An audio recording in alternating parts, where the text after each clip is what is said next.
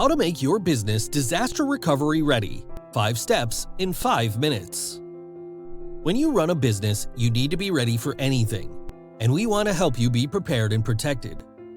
So here are the top 5 things you can do to make your business disaster recovery ready.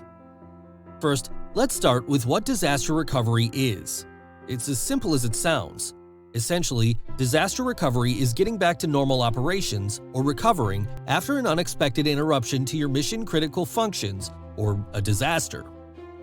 There are different kinds of disasters that you need to prepare for, and we're not going to try to cover them all here. Instead, we have the top 5 things you can do to make your business disaster recovery ready. Ready? Here we go. 1. People always say, expect the unexpected. That's catchy and all, but we think it's more effective to start by looking at the things you can expect and go from there. So get a piece of paper or pull out your favorite note-taking app and brainstorm all the different kinds of disasters that could strike your business. Don't worry about how likely they are, just write them all down. Some common examples include natural disasters like hurricanes, theft, arson, burst water pipe, a ransomware attack, loss of a key employee, and accidental destruction of data. 2.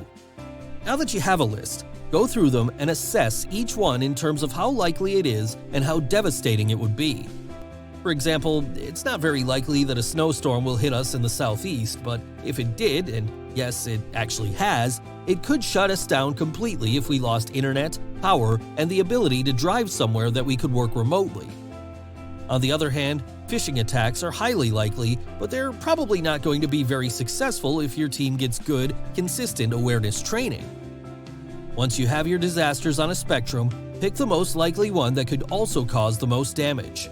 A good example in Savannah is a hurricane. 3. Now make a plan. Sounds so easy, right? Well, it's going to take some thought and effort, but it doesn't have to be complicated. What's important is that you imagine yourself facing the disaster you picked and work through it step by step. Don't overthink it, but make sure you write it down. Include the answers to questions such as, who will be the point person for making decisions about closing or reopening? How will employees communicate? How will you inform your clients or partners? What do you need to protect your physical location? If internet access is affected, what options are available, and what information should be on hand as hard copies, and so on. Think about the systems or programs you use, things like email, accounting, and point-of-sale programs. Write them all down and determine how long you can be without them without significant losses. This will help you figure out your recovery time objective, or RTO, which is the maximum amount of time it should take to restore normal operations.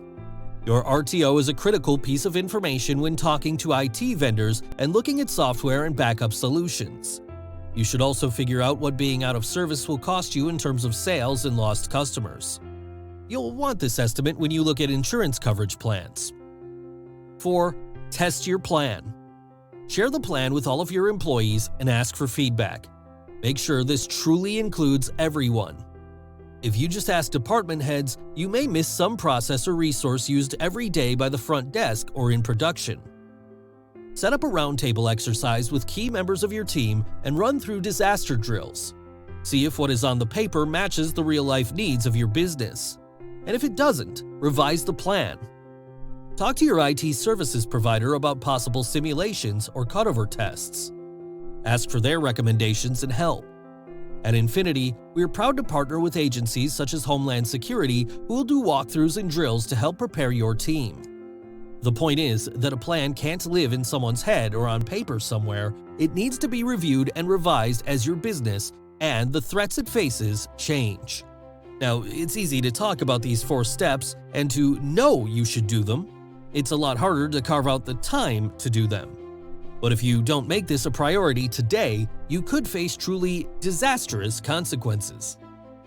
In all seriousness, disaster recovery planning is critical for a successful business. And there's way more to it than we could cover in a short video. We haven't even touched on choosing the right backups, determining your RPO, or the key partners you should include in your planning. But all you have to do right now is step 5. Put an appointment on your calendar to work on it. Just take that first step. And when you're ready to give disaster recovery planning your time and attention, visit our website for free resources and checklists to walk you through it. We even got some disaster recovery plan examples so you don't have to start from scratch. Remember, the worst plan is the one you always meant to get to but didn't. Your business deserves better than that, and we can help.